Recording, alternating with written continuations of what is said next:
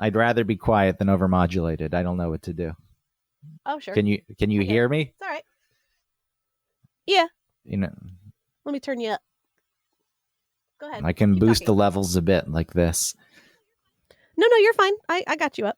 You don't have to do anything. You know, something I've been doing for it's over 20 years at this point. Let's say I started doing audio production on a professional level at 19, and I am now 41. So, yeah, 22 years, and suddenly I don't know how to properly record audio anymore. It's 3 fucking shows in a row. Well, 2 shows in a row with an overmodulation, and 1 show where it didn't sync. We don't need to get into it because I know I got into it last week, and it won't be my mood this week. So don't worry. Don't worry. I won't be boring. I won't bore you to tears. Thank you for that. Can we put the video up? No, I wasn't recording the video. Make it. We've already started recording. I wanted to be at my normal computer, but I couldn't because there was shit going on upstairs already. That's fine, but it doesn't matter what. I promise next week. Does it? Okay. I promise next week. I don't know why you want the video so desperately. You're going to post it, and because I think it would bring something else to the show. We're not going to release the whole show as a video. I don't think we should. That tears away your audience. It splits them. And also, who wants to watch video of a podcast? Howard Stern did this on E back in like 1996. There's a lot of video podcasts. Yeah, why do we have to be like Theo Vaughn? Your Mom's House. Exactly. There are a lot already. Why do we need to do it? Why can't we be traditionalists and stick to the audio medium without the visual element? It brings something to the table. By taking something away? Because you consume it differently. When you're watching, you get distracted. Like you're filing your nails, for example, and people are going to stare at that. Sorry. Or they're going to look at the nose ring and say, you look so much better if you had the nose ring out. Take it out for me. I love those comments from fucking people I've never met. That nose ring is atrocious. Shut the fuck up. Aren't you a little too old? Mind your own business, Aren't you a little dick? Too old? It's always a man. It's always a man. Some 40... Well, wait, I'm 40. I should say like 56-year-old man commenting on my fucking face. Shut up, dude. Let's look at your stupid body and make I like your jump to old age now. You go to 40 and you realize you're that age. Oops. And then you just jump to 56, which really isn't that much older. That's 15 years difference. And that was, boyfriend that you had when we first met was more than 15 years older than you. So yes, he was in his 30s and you were in high school. It was very strange. He was 18 and I was 16. No. Well, that's illegal. Or he was 19. It could have been. Well, it was, but I remember. Well, I don't know. What are the consent laws in Horseshoe? I don't think 16. Yeah, you could look it up. Do a quick search. I was 15 at some point. I was 15. Come on now. Come on. He was 19 and you were 15. No, he was probably 17 and I was. I don't want to talk about it. Like when you're that age, yes, when you're 17 and the person's 16, I get it. It's against the law technically, but now being this age, talking about people that age, having sex, it feels weird, and I would prefer to move away from it. Oh, I missed it. No. I didn't hear what you said. The audio should not be cutting out. If it's cutting out, I'm telling you this right now, it's cutting out on your end. I got a new router. I updated from the 2015 Apple Airport that I had for, I guess, 2015 for many years, for 8 years. I like to complain about Spectrum Internet, which I still will. I still don't think it's the best, and I think their customer service stinks, and there's a lot of outages. But when you're getting 50 Mbps download speed, you're like, what the fuck? I'm paying for more than that. And then you update the router and you get like 300 download speed. No way! Holy shit! That is. I guess for you, it could cut out. Upload speed is still like, I don't know. Yeah, what's 30. your upload? Maybe it's 20. I don't know. But I think normal people that don't do stuff like this, you barely need any upload. Like upload's not that big. That's why it cut out for you. It was uploading to you. No, but my upload's big because I pay for extra and I use upload more than normal people. You want to use the video. You like video a lot. I don't. I just want to try it. No, you love video. You love seeing yourself. I do love seeing myself.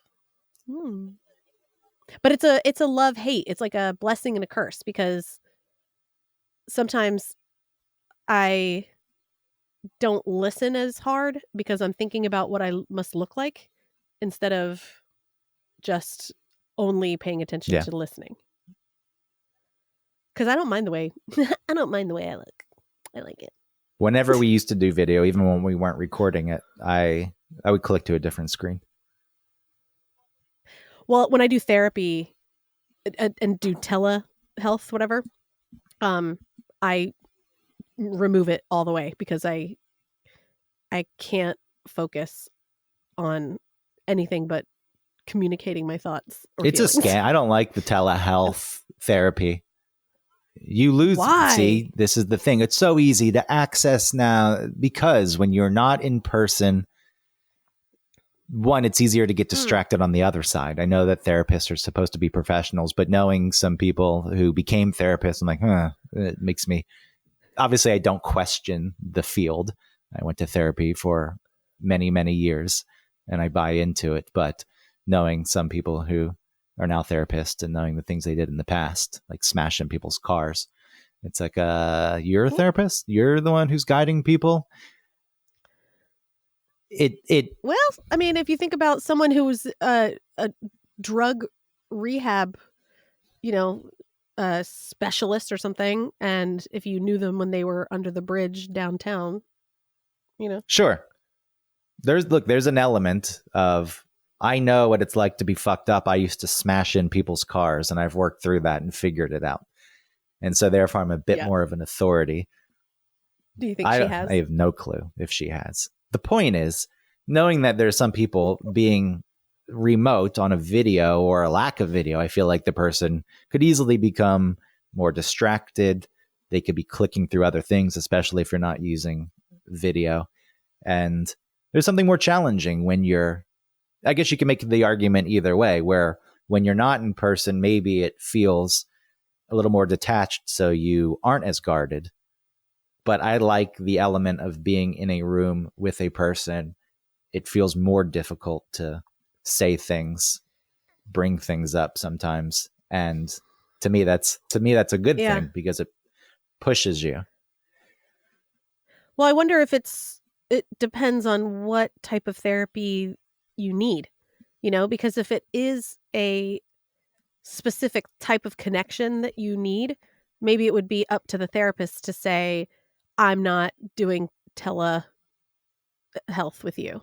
You need to come in office because we need to, like, you know what I mean? Like there's something about their treatment that requires in-person connection. Yeah.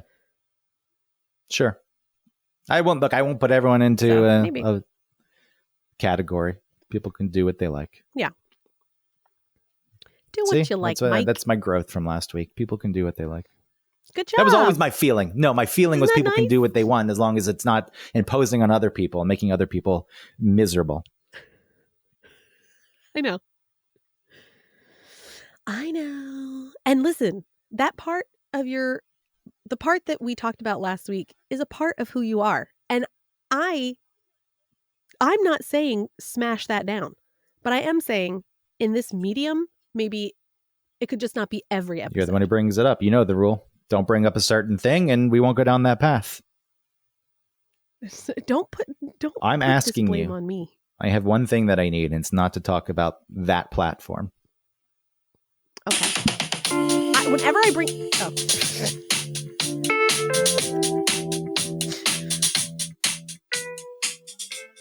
Welcome to One Topic, where we try to stick to one topic. My name is Alton My name is Greg Russ. Sweet. A hard out. I was going to say, anytime I do bring that up, it's never because I want to talk about it. No, it's just something. It's within the fabric of my life. It's your lens to the world. It's how you view most of the world instead of getting out there. That and instead YouTube. of getting out there and experiencing it. Oh, I experience it. I'm out every night. So what's the topic? You said you had a topic. Oh, yeah. I have been, let me see how to start this. So I've been conscious of how judgmental you want to avoid. I'll let you finish. Okay.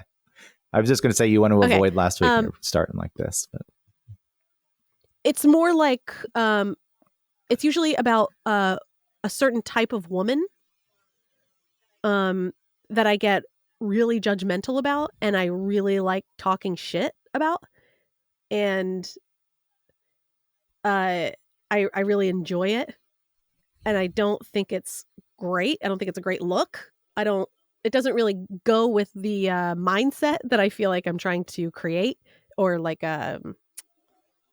grow, but I find myself really into shitting on a very specific type of woman. And they're usually what I consider like very boring or like vanilla. Yes. And I've talked about this with like moms and how like I rail against being a certain type of mom. And I know that it's because it's just something that I don't want to be. Or like if I found myself being like that, then I wouldn't like it. Do you know what I'm saying? Like the things that you're afraid of, like people that are really homophobic, it's like because they're actually really afraid of being gay, that they themselves are gay. So it's like, I'm really afraid of being boring. Is that a thing? I the homophobia thing.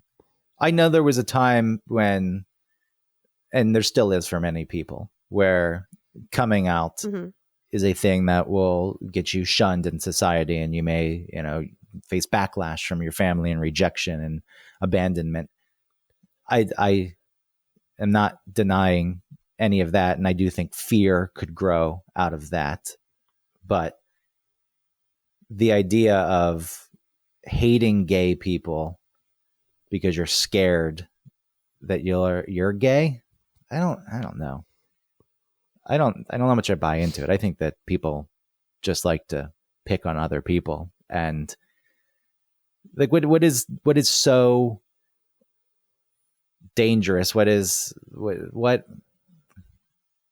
there's a certain word I'm looking for that is completely slipping my mind, but what is the fear? Who cares? If you if I were gay, I would be gay.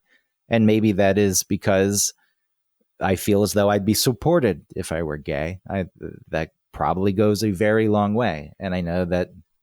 And you're in your 40s, like if you were younger, if you were in middle school and realizing something like that, and then not only were you brought up in a way where that was something that you knew you wouldn't be supported by the closest people in your life, like your family, and then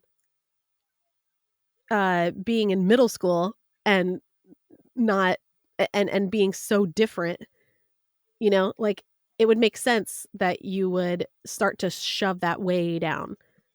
And if you were actually gay and you would be faced with just an awful situation if people found out, then I can understand railing against it and really speaking out against it because you're gay yourself. But there's a lot of people who would speak out against it and make fun of gay people and attack and beat up and abuse and kill gay people who weren't gay. So that motivation wasn't born out of, I'm scared, I'm worried that I'll be. So that's what I don't buy. Oh, see, I think I don't. There's too many. There were too many people, and they weren't all gay who didn't want to be gay. Well, they're just assholes. Sure. They're fucking shitbags. I mean, yes, absolutely. But within that group of people, and I mean as in like the individual people in a group that would be like attacking and killing someone who might be gay or maybe not. I don't know. I would guess that only one of those people was actually just a dickhead. The rest are probably like fighting against something that scares them, which is that they are gay. I think that percentage is way too low. The ones who, or not just gay, like straight up. No, gay, I think that like, maybe in that group, 2% are actually gay and don't want to be gay, and the rest are just people who like the power structure and destroying other human beings.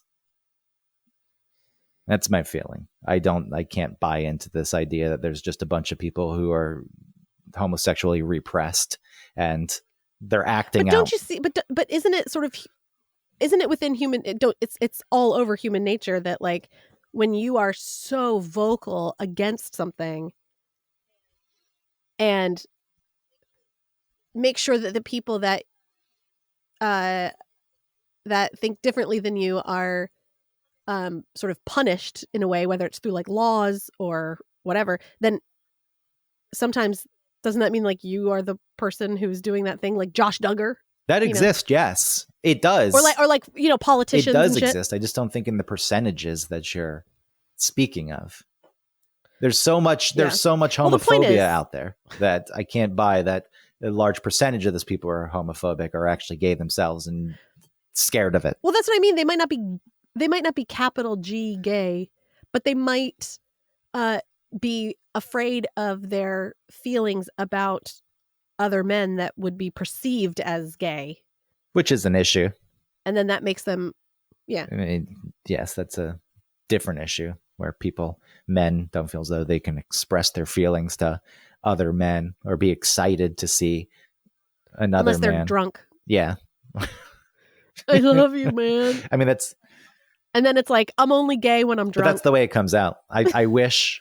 It's always just like, I love you. I wish somebody would ask, like, well, why? In what ways? What about me do you actually like? And why do you appreciate me? Yeah.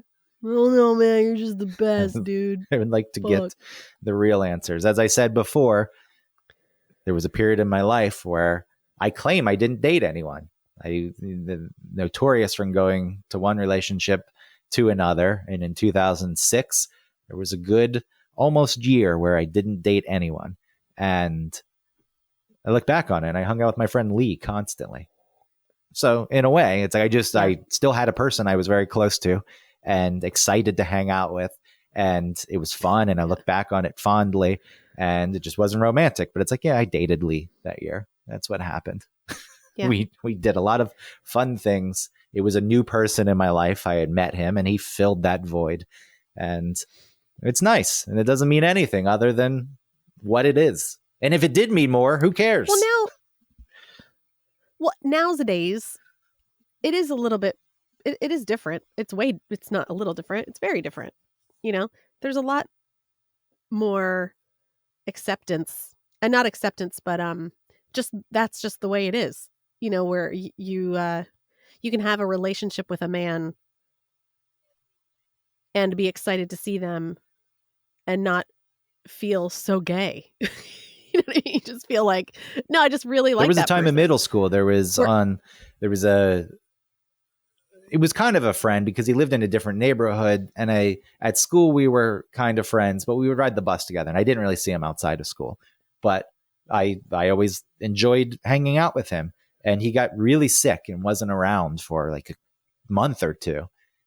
And so on the bus, you know, one day he just disappeared and we weren't close enough where I was calling and I didn't know what was going on. But I remember finding myself missing him. I was like, oh, he's not getting on the bus today. Aww. This is sad. I wish he were here. And at that age, I don't know if this was sixth grade, seventh grade. Obviously, there's a lot of hormonal changes, but I never thought about it in any other way. I didn't think, am I gay? It didn't cross my mind. It didn't worry me. I guess I knew what gay was. I know this isn't supposed to be the topic, but it's like I knew what it was. I just don't think I fully grasped, or I just didn't care. Whatever it was, like with the neighbors across the street when I grew up, they were gay, and they're pretty bold, living in Kennesaw, Ackworth, Georgia, in the suburbs, in the 80s and 90s. I don't really remember having any thoughts about it. It's like, oh yeah, okay, they live together. And I'm not saying that, I know that people come from different backgrounds, and if you had parents who were opposed to it, if my parents were like nasty about it and used slurs against them, then I probably would have thought about it differently.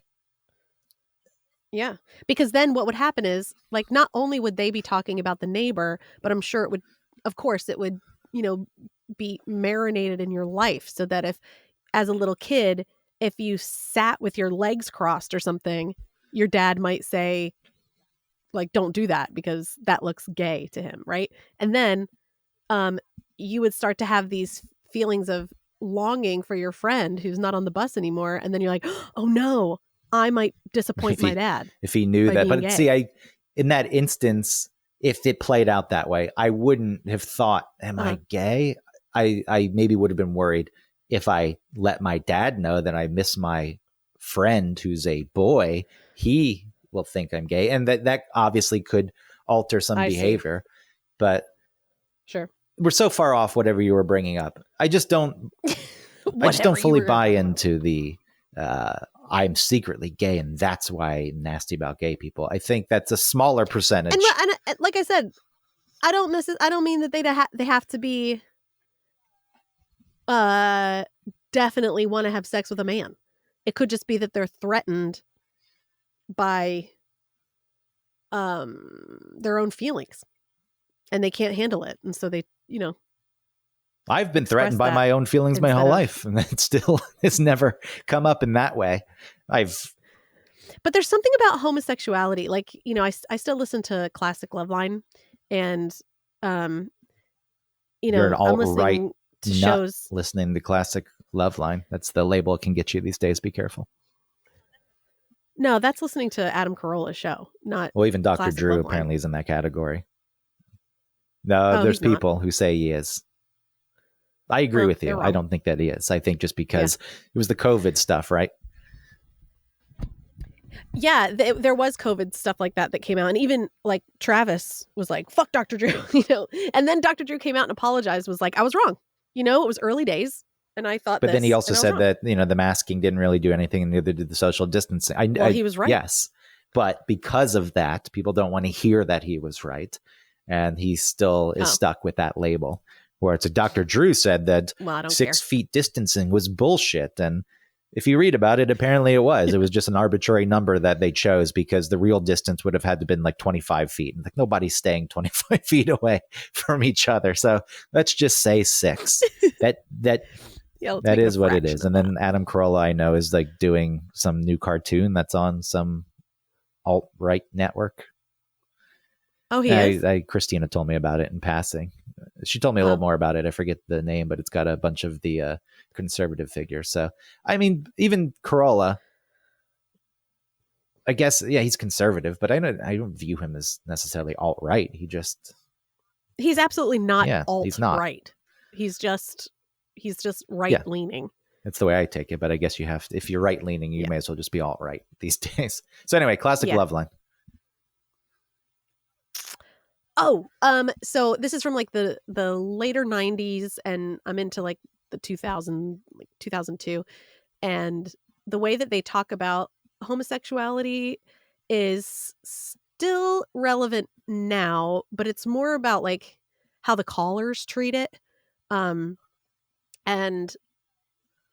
they talk about how they've mentioned a couple times when they think about men having sex or like being intimate with each other and like kissing or something, it makes them, it like brings up a feeling inside of them that makes them kind of like angry or threatened. And I wonder if that is true, if that would be true, like if you plucked them and did this out of that time period and put them now, I don't know whether people still feel the same way, whether it's like as threatening feeling, because I mean, I don't know why it was threatening to begin with, and maybe you can give me some perspective on that because you're a dude. So what part was threatening again? Like the thought of two men being intimate and like having sex, kissing, like watching a gay porn would feel threatening to them. And even Dr. Drew was like, I feel that way and I don't really understand it, but it's just my physical reaction. I've never felt threatened by, I can't say. I can say that there's a level of See, like it makes you uncomfortable. But there's like a word. I don't want to use too strong of a term, but there's something biologically clearly there that it's like if two magnets with the same charge, how they repulse. I don't want to use repulsive, like I'm so disgusted by it. But no, I know. I think about it like if you saw your parents making out. Yeah, it is something like that. That's actually a very good comparison. It's like, oh, where, in real life, it's like, no, it doesn't bother me at all. But that there is a biological reaction for whatever reason, but it's never gone so far. It's just like, this isn't for me. That's the way I took it. It didn't then grow it into, and this is wrong and disgusting and these people. Yeah. It just, again, didn't bother me. Maybe, look, I fought my feelings and emotions and I still have trouble with them, and it ebbs and flows like a goddamn roller coaster. Sometimes I'm more open. A lot of the times it's still difficult for me to bring things up. It just seems like a big chore. I don't know where to begin or whatever. But maybe when you're overwhelmed, especially when you're younger with feelings, you just want to berate something, and it's either or. You berate other people or you berate yourself. And maybe that's what I chose, the latter. And it's like the constant, you fucking piece of shit, you stupid son of a bitch, you're a loser. Maybe if your parents were more aggressive with you, then you would turn that into outward aggression, but instead you turn it inward. Viewing or thinking about, men kissing never caused me to berate myself. So that doesn't fall into that category. No. But like I said, if it was something that would disappoint your family and it made you feel really strong, you're like, oh no, I really like this and I cannot like this. And so now I need to destroy it. Well, and so now I need to make a big show also, not just to other people, but to myself. You see what I did?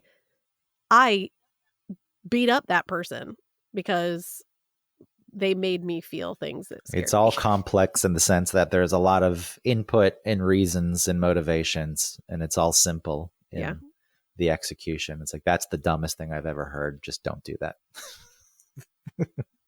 It's, I get that it's a very difficult thing to manage, but at the end of the day, it's like you're acting like an ape, like a stupid ape. Do not like, must break. Yeah. But people don't think that. They think that that's being like tough. Yeah. They would look at the ape and be like, "This, king of the jungle." Gets eaten by some other animal. By what? Well, they're the chimpanzees. King. The only thing they're going to eat by is meat. Chimpanzees get eaten by things. No, only each other. I don't know if it's any better. No, I think. Well, that's the thing. That's why they're the top of the pyramid or whatever, the upper echelon. No, I think chimps get eaten, just like people get eaten sometimes. No, not right. Leopards, but they don't have like predators and large hunting cats. If one was sick and fell behind, and they left him behind, then they still get eaten. They get eaten by large cats, and then eagles will eat the babies. Large eagles, so eat baby chimpanzees. Oh no! How? Aren't they always attached to their moms? When birds are quick and smart and sneaky. So baby chimps are so cute and human. Until they poop. Well, isn't that us too? Yeah. Does their poop look like ours? No. Can't, because we don't eat. Like, I don't know. Do you want to look at? Let me look up a picture of chimp poop. Okay, let's see. Yeah. Maybe in my search history on my work computer. I guess there's worse things. I mean, they throw it. What does it look like when they throw it?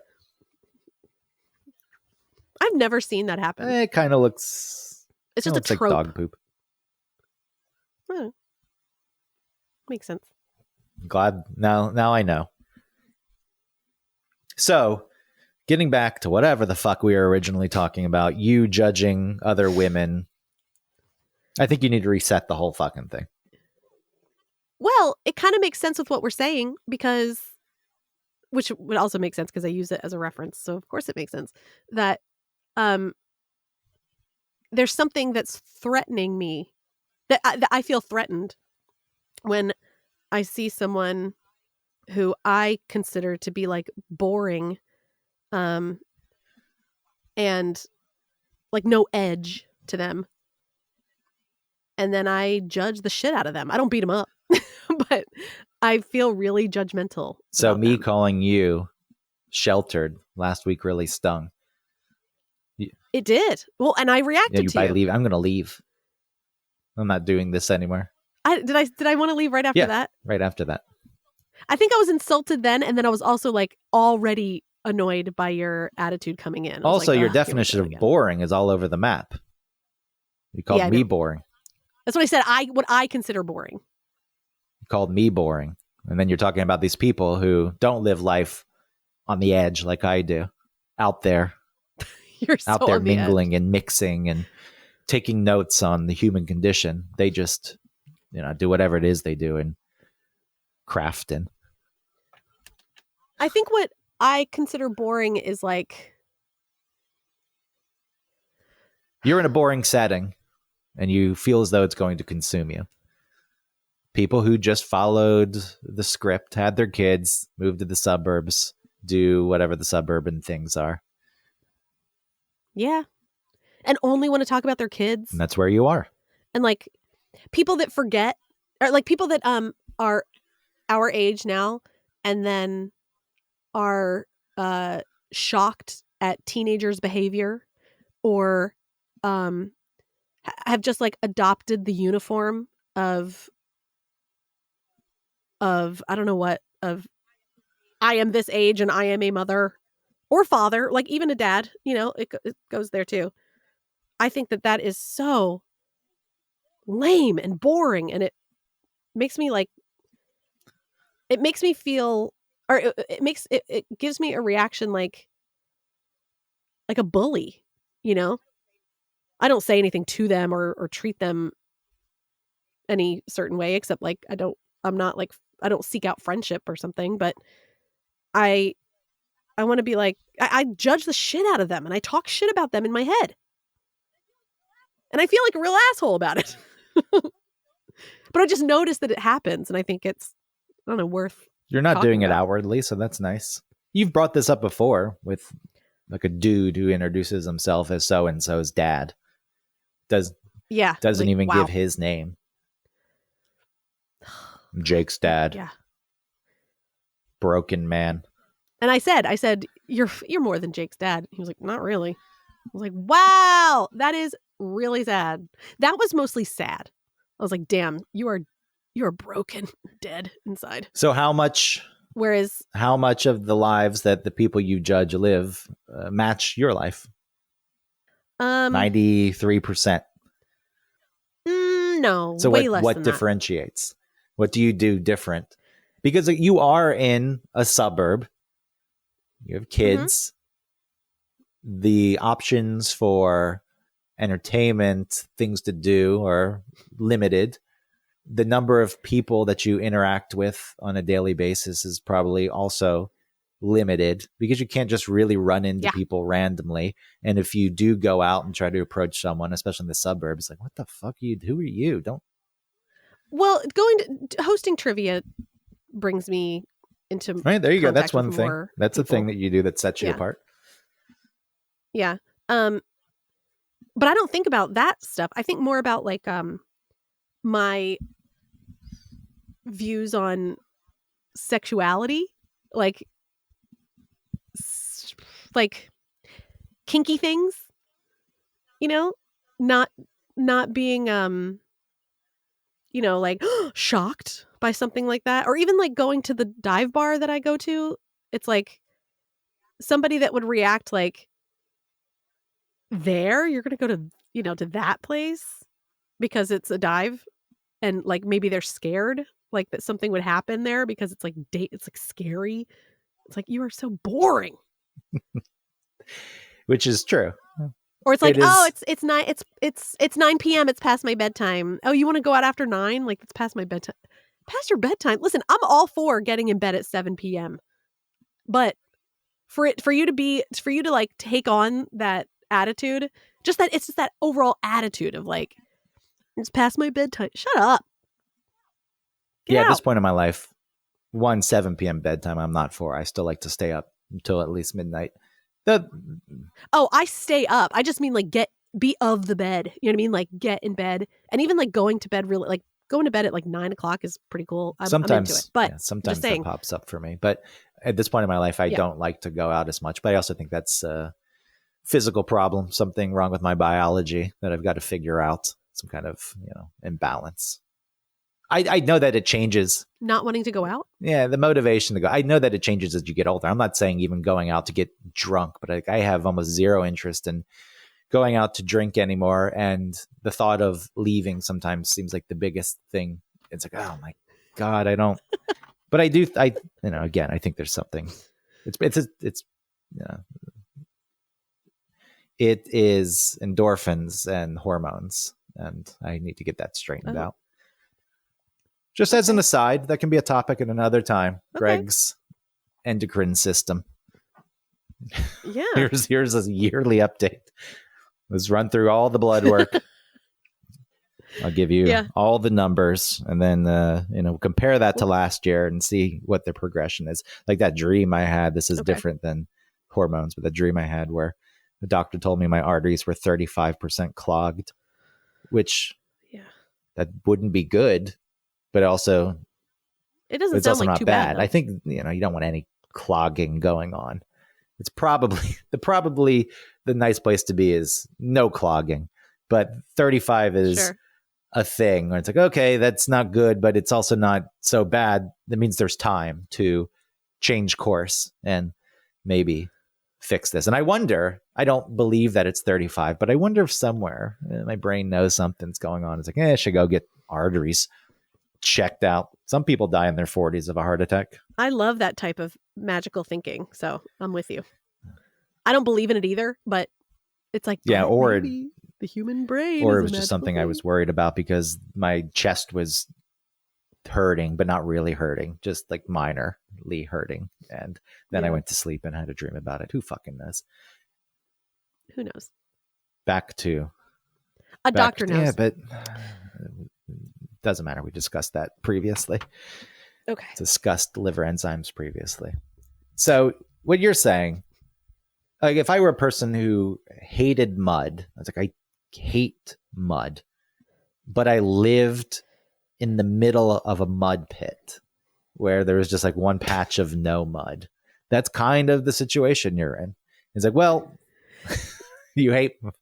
Maybe maybe that's a little bit by not design, but maybe there's something to that so that I get to stay unique. Oh, so going to a place where there are more people who don't live the traditional life would be threatening and you wouldn't be able to stand out as much. I'm not saying, I don't think putting myself into that thought, that narrative, I don't think I would be threatened. But I just wonder if here it does kind of help because I get to monitor what I don't want to be. If that's what it's going to be, you should just own it. You should just accept it and get rid of all this neurosis surrounding it. The judgment, whatever, will exist. But if there's fear, if fear is driving that judgment, just say, I'm the big fish in this mud pond. And see, it's not fear. It's not fear. It's mostly just I'm noticing that. Well, it's fear for like I don't want to be that. I don't want to. I don't want to become. I don't want to become. You've been battling this for quite a while. I think it's been a common theme in your life for several years at this point. And maybe this is just the progression of it. Well, I'm just realizing what my inner dialogue. That aging now. Like I said, my bullying sounds like, and what it would sound like to fresh ears, and be like, damn, she's really judgmental. Especially. And it's like, I really am, but I also like do whatever you want. There's plenty of people who would agree with you. It just the people you're around, yes, they probably would view it as judgmental. They'd say, hey, what the fuck? Sounds like you're going after me. And it is. I am judging. It's more like, I don't care that you're doing it. I'm threatened by there's it. There's an assumption. I have to feel you have an assumption. You're making assumptions. There's an assumption. A lot of those people that they're boring. They have that they're unhappy. Sex, that they sacrificed and compromised too much. Now they regret decisions. No. I don't think you brought it up with the dude who introduces himself as the dad. No, that person seemed really sad. But I just mean like people that I'm talking shit about. I don't understand how they're happy or how they're happy with that. But I don't think that they are unhappy with that. One of my things about like another example of somebody that I would consider boring is like people that forget what it's like to be young, you know, and have, like I said, just adopted this way of being because you're a certain age or. Well, what do you want? What do you want out of a person if they're acting young? Because I do think that it can go too far the other way where people don't let go. It's like you need to be an adult. It's like you're an adult. Act like an adult. I don't think that I don't think that that's the answer. It's to just like. What would you want to see? What does that entail? I mean, look at me. I'm the perfect. What do you do? Ground. That is young behavior. I still care about how I like present myself. I don't shy away from like doing something that, like, I cut my own hair, you know, it's like, don't be afraid to do something. That's my bit, like, by the way. You stole my whole thing.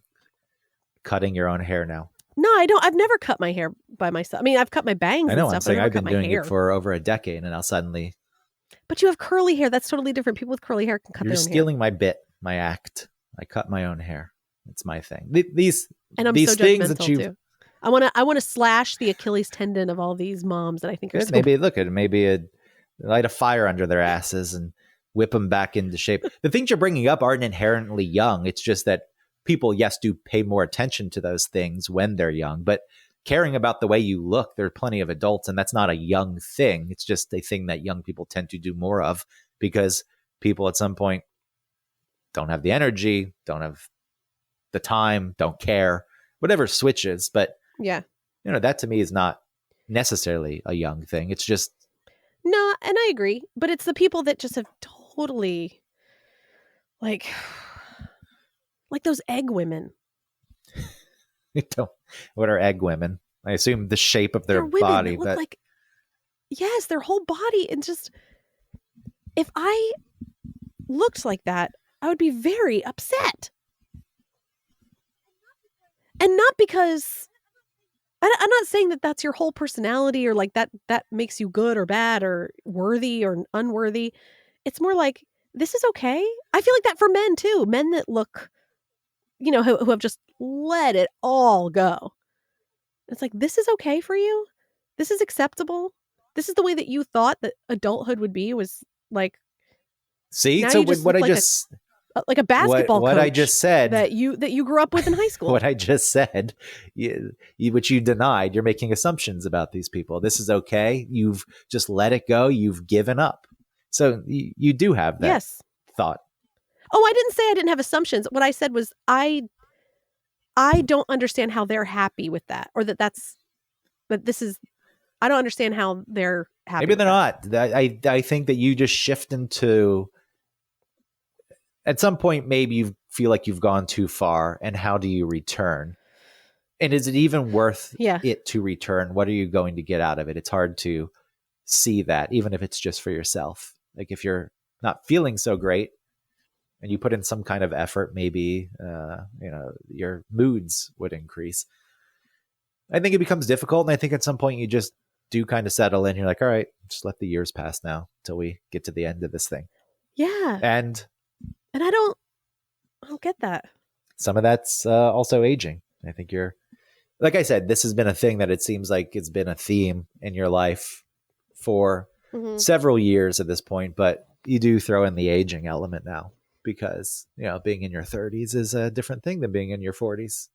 And maybe you feel an added enemy on the battlefield. Like, hey, I've kind of worked my way through all of these other elements that felt threatening to me. Now I see age creeping in.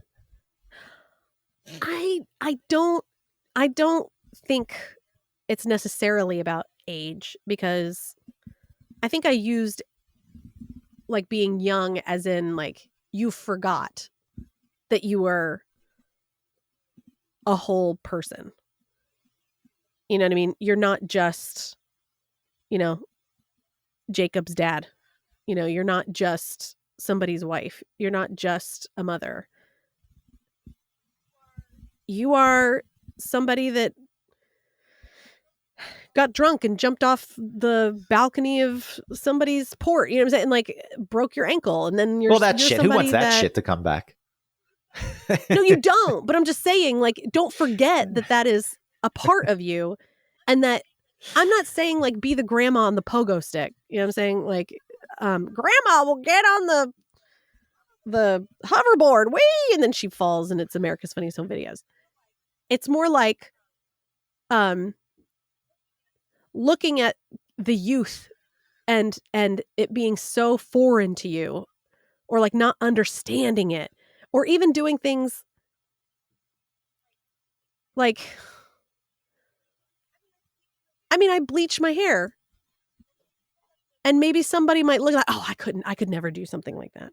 It's like, why? Do it. I've always wanted I'm sorry, I don't mean to this is embarrassing, I guess, because I'm feeling stupid, but like my nose ring. It's like, oh, I could never do something like, I'm too, why? Do whatever you want. Try it. If you don't like it, take it out, or don't do it. Or if doesn't have to be your thing. I'm just saying, I think people forget that they're a whole person, and they can only see themselves through one lens. And to me, that feels like the youth thing to me comes off as a different issue. In that, I maybe, like I said, I think I'm using youth, or we're just using. There's forgetting a little more carefree. There's less fear. Yeah. Well, there's plenty of fear of judgment when you're a kid, because kids are fucking monsters, and you're judged for anything and everything. But you're more inclined. Well, I don't mean kid. I mean like young. Even you're 20, but there's a lot of stupid behavior that comes along with that. A lot of development. It just feels like a separate issue to me. I know that there's a spirit of it all that you feel like has disappeared, but there's a fine line to walk as you get older. And I don't necessarily view it as staying youthful. It's just staying in tune with yourself and who you are and the things that you want to do, and taking pride in yourself and taking care of yourself. And to me, those aren't necessarily youthful things. Like, sure, bleaching your hair. You're right. Take the youth thing out of it. Because I don't want to be youth. I don't want to be the guy that goes to music festivals. If I did go to a music festival at 50, I think it's okay, but I would just hang out. I would not want to be front and center. I wouldn't be getting wasted. I don't want to go to music festivals, and I never had at any point in my life. But at some point...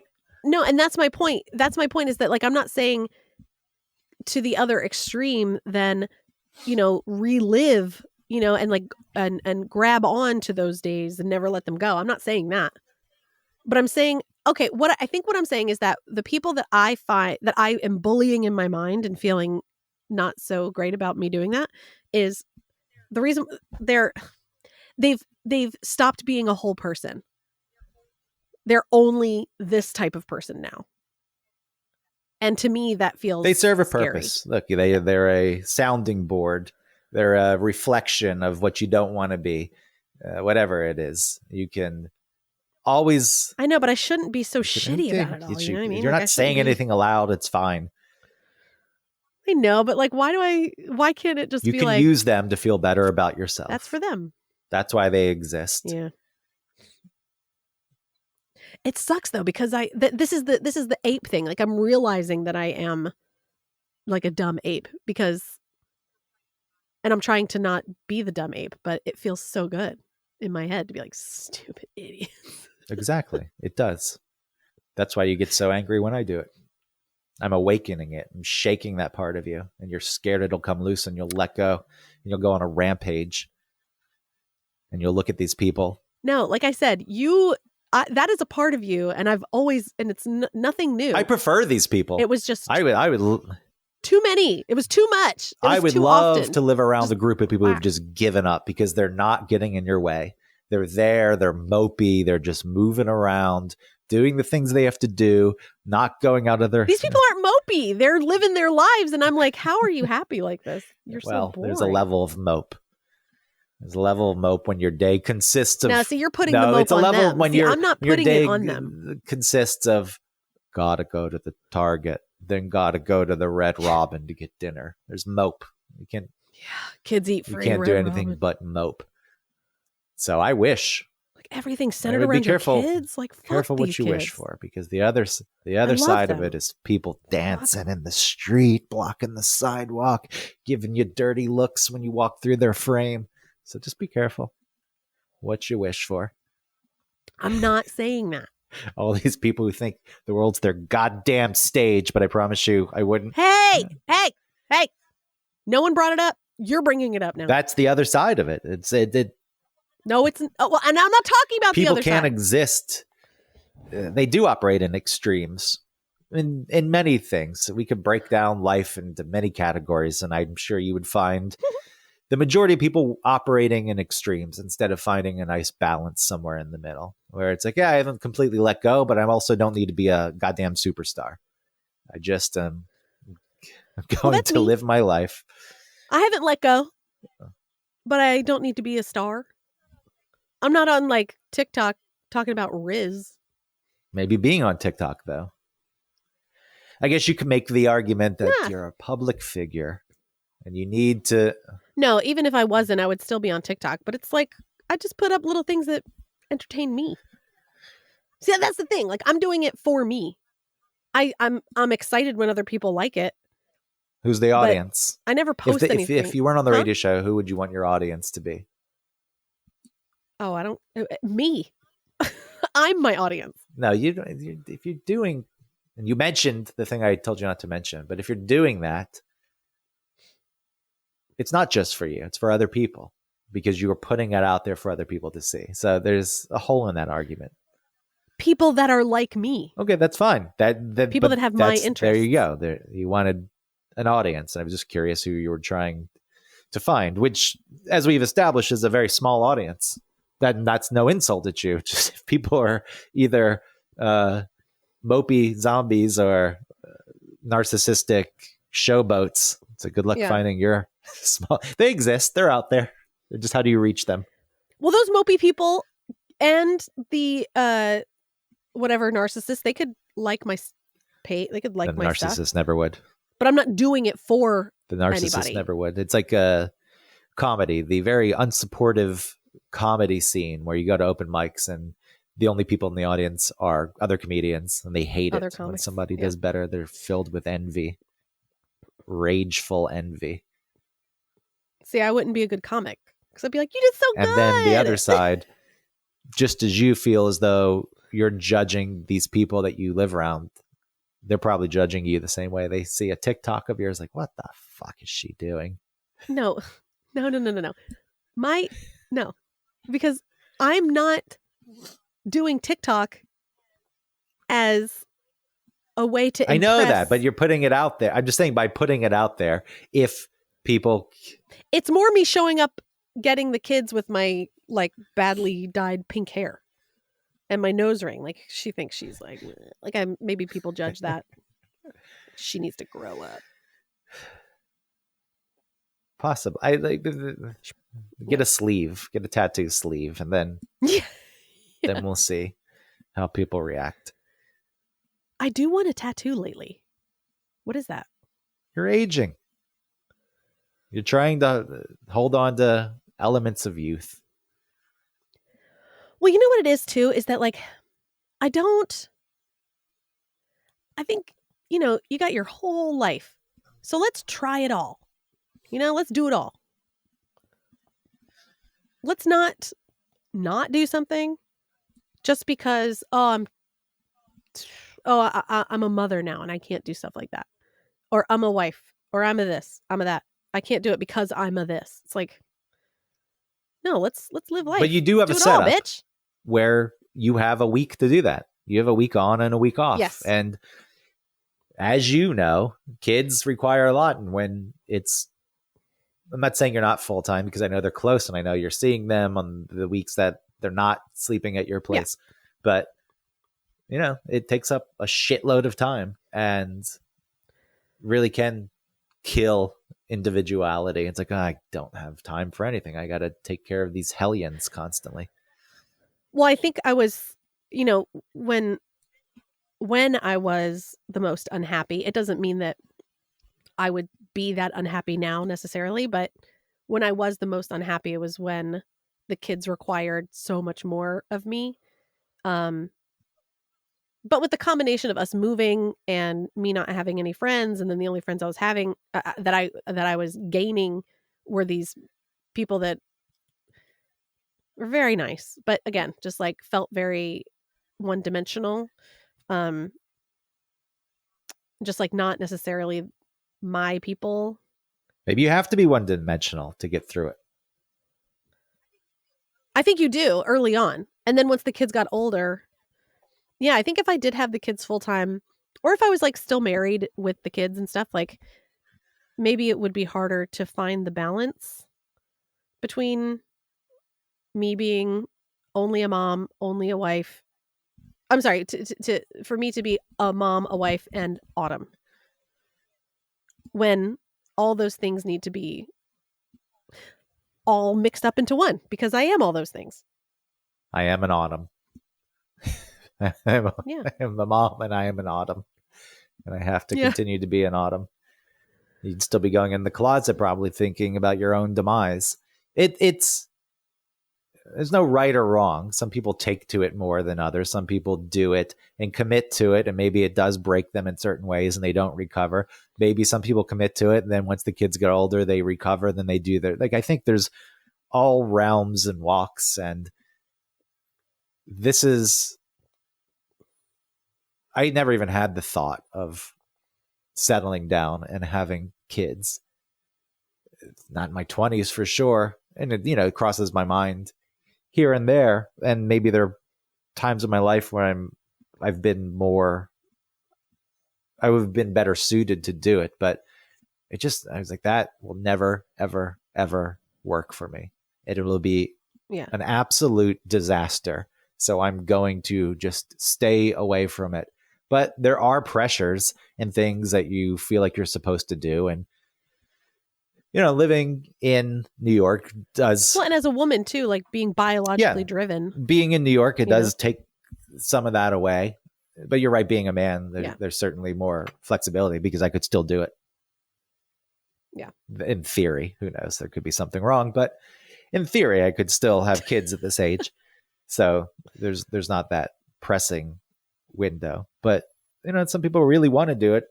The strange thing with you is you just for whatever reason thought that you're like, that's what I want to do. And I don't understand why there was not more of an understanding that maybe I know it's not clear cut. So I don't want to say maybe not, but no, I know. I didn't know who I was. That's why. But why is that the default? That's what a lot of people, I think, go to. It's like, I don't know what to do. I don't know what I want. All right, we'll have kids. That'll give me some kind of purpose. Well, because it gives you a direction. It's like I'm a certain age. You're married. This is what comes next. So I guess that. Yeah. I'm laughing because I think back onto, at 29, I felt like I had no direction and I was confused about what the fuck I was doing because I was getting out of radio and I was working in that Gary Null and I was supposedly freelancing and that dude was selling me pills and I was like, fuck. But I never once thought if I had a kid that would put me on a path, that's like, that's yeah, but if you were married. Sure. But even just being married could put you on a path. I think I battled that when I was when I was 32. Mm-hmm. When I went back to Atlanta for a few months, dated Jessica and was working on the documentary with Eric and helping build the Basement podcast studio so he could launch the show. There was at that point in my life, there was like a real push. I was like, things are kind of aimless right now. I really need to fucking figure it out. So, I get it because I toyed with that idea pretty quickly, decided, what the fuck? No, it's not what I want. This is not what I want, but it's pretty amazing how quickly I entered a situation where I dated someone with a kid. I was like, I could all be right here if you want it. All you have to do is just take that next step. It's like, no, we can't. See ya. And here I am. Well, it's better than 10 years later. 10 years have already passed since that. And it was and it wasn't that quick either. Like, it wasn't like, nah, I'm smarter. It was pretty quick. No, it was. But you struggled through all of that. There was still a huge struggle between you two. Well, you're talking about the after effects of the relationship. Sure, you get involved with someone who has a kid and you bond with the kid and the kid, you take the... I mean, how long did you date? Officially? Yes. I don't know, because it became like this on again, off again thing. But I think the first run was January through... Boy, it's hard to say. August, September. So but then how long after that? Because it wasn't that fast. It just became a messy. It gave me some insight into maybe divorce and if there's a kid involved. And like I had no obligations, but it's like, yes, you form relationships and those things aren't easy. So yeah, it was like on and again, off again for another. So I'm just losing track of time too. I think it's longer than. No, I think that whole thing went on for 2 years or more, like the weird roundabout thing. All because I went back to Atlanta and like 2 weeks in, decided that this will work. Before I even met her. I don't know why I'm refraining from using a name, but I've just decided that I will do so. Before we even met, it's like it was in my mind. And then when we met, it's just like, all right, I've decided. I've been thinking about this and this is what is going to happen. I never wanted to move back to New York, but I mean to Atlanta. To Atlanta, yeah.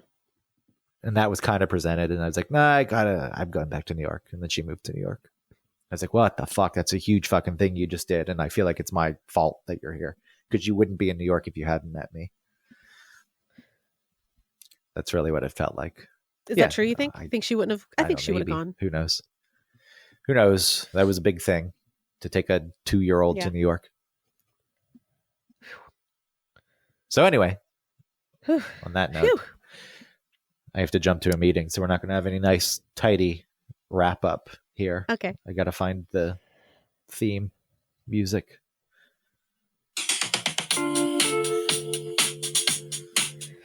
Thanks for listening, everybody. I hope I didn't offend anyone with my judgmental ways. All of them. But it's really, I'm judging myself. So, love you. Bye.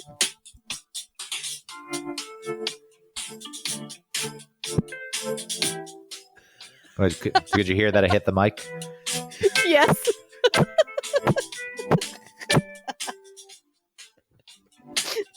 What a pro.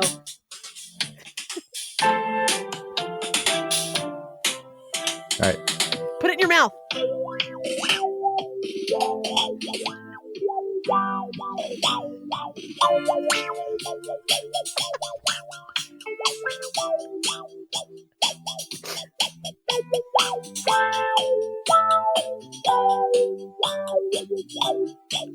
That's enough.